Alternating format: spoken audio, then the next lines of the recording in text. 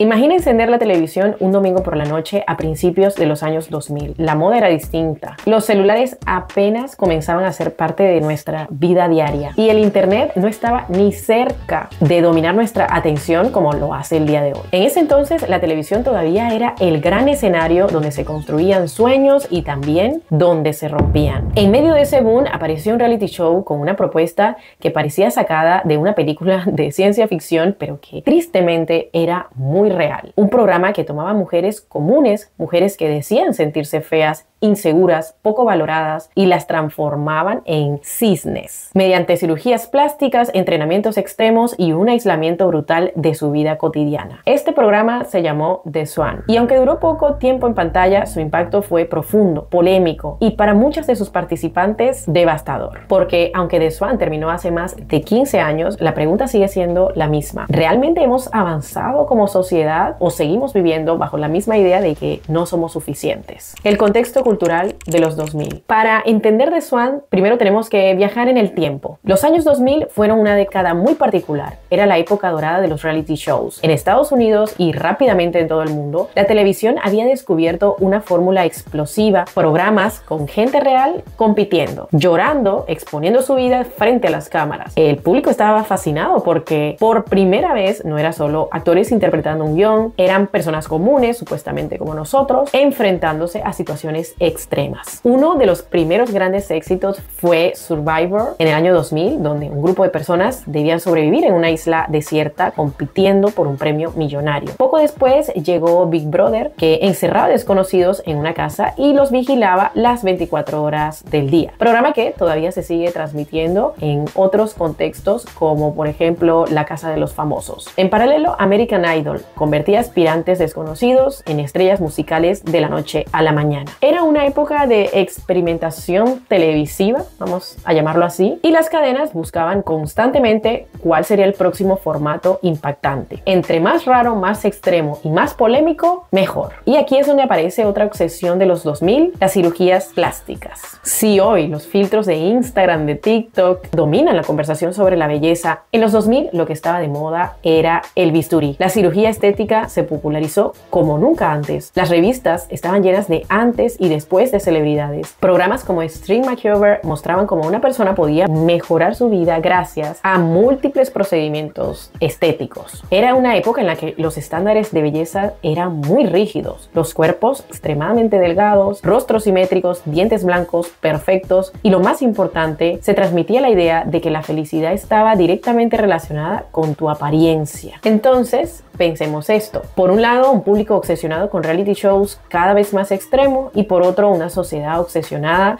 con la cirugía plástica y con la idea de que cambiar tu apariencia podría cambiar tu vida. Y pues todo esto era cuestión de tiempo para que alguien de la televisión por allí dijera: ¿qué pasaría si juntamos estas dos cosas? ¿Qué pasa si hacemos un reality donde transformemos personas feas en hermosas y lo volvemos un espectáculo? Y así nació The Swan, el formato del show. Bueno, ahora que tenemos el contexto, entremos en lo que hacía The Swan. El formato era simple, pero profundamente cruel. Cada temporada reunía a un grupo de mujeres que decían sentirse insatisfechas con su apariencia. Muchas de ellas tenían historias personales muy duras, inseguridades desde la adolescencia, matrimonios rotos, autoestima destruida. En lugar de ayudarlas con terapia real o ese acompañamiento emocional, el programa ofrecía algún renacimiento a través de la cirugía plástica. Las concursantes eran aisladas durante 3 meses, no podían usar espejos, no podían tener contacto con el exterior y el objetivo era que no vieran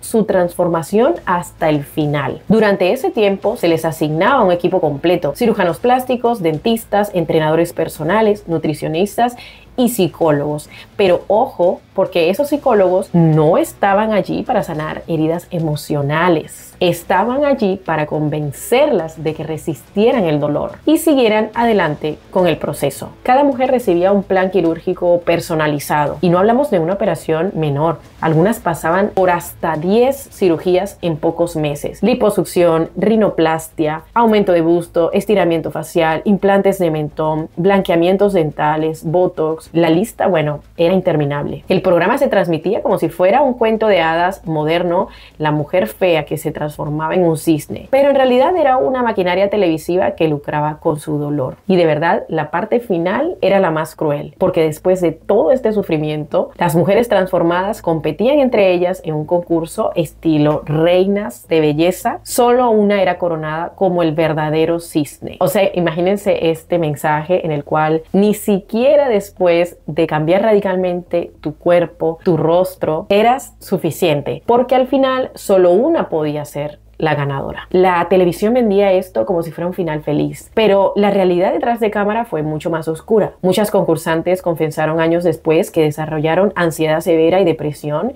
y hasta trastornos de identidad. Algunas no se reconocían en el espejo, literalmente sentían que veían a una persona desconocida. Una participante declaró en una oportunidad: me miré al espejo y lloré, no porque estuviera feliz, sino porque ya no sabía quién era. Había perdido mi cara, mi historia. Y el aislamiento empeoraba todo, porque durante 3 meses vivían en un ambiente controlado, rodeado de productores que las presionaban a seguir adelante, aunque su salud física o mental se viniera abajo. Y había testimonios de mujeres que pedían detenerse y les decían: tienes que hacerlo porque firmaste un contrato. Y la cereza del pastel era la humillación pública. Como comenté antes, si no ganaban en la competencia final, se iban a casa como perdedoras, es decir, ni con cirugías, ni con dolor, ni con todo el esfuerzo eran consideradas suficientes. La crítica de expertos en salud mental, todos coincidieron con el mismo tema. The Swan no solo explotaba la inseguridad de la mujer, sino que la amplificaba para entretenimiento masivo. Aunque fue cancelado, el eco de este reality siguió resonando. Muchas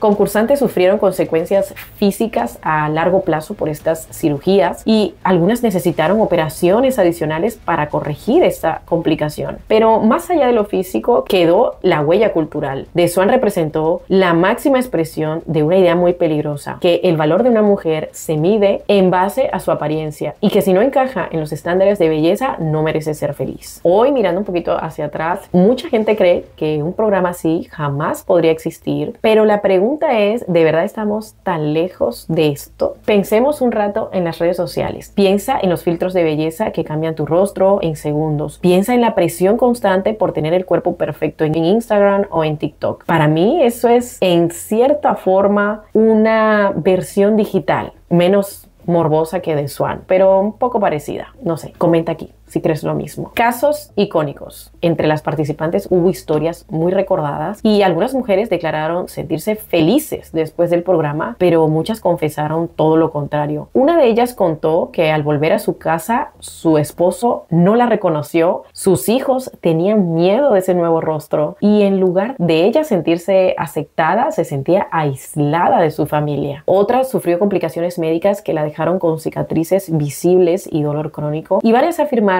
que tras el programa cayeron en una espiral de más cirugías, o sea, como si el cambio inicial hubiese abierto como esa obsesión por seguir modificando su rostro, su cuerpo. Increíble. Y es que ese supuesto final feliz, como decían en ese reality, se convirtió en una pesadilla para muchas mujeres. Y es muy interesante cómo hoy hablamos de body positive, de aceptar diversidad de cuerpos, de celebrar lo natural, y sin embargo sigue como esa presión estética, igual sigue allí. Y quizás la verdadera transformación que necesitamos no está en un bisturí, sino en la forma en que nos miramos a nosotros mismos. Amigos, gracias por llegar hasta aquí. Si te gustó este video, suscríbete para no perderte más de lo que viene. Y estoy haciendo una serie especial de mi diario emprendedor, donde comparto cómo empecé con mi emprendimiento que tengo actualmente de camisetas estampadas. Hablo de todo un camino que estoy recorriendo, de mis errores, de mis ideas, de mis triunfos, por supuesto que sí. Y quién sabe si tú también te animas, te identificas con lo que yo voy contando. Incluso podemos ir creando una comunidad de emprendedores para apoyarnos y compartir nuestras experiencias, que cuando uno está solo y comienza con un proyecto no es nada fácil. Pero espero que no te pierdas esos videos. Gracias por llegar hasta acá y nos vemos en otro video.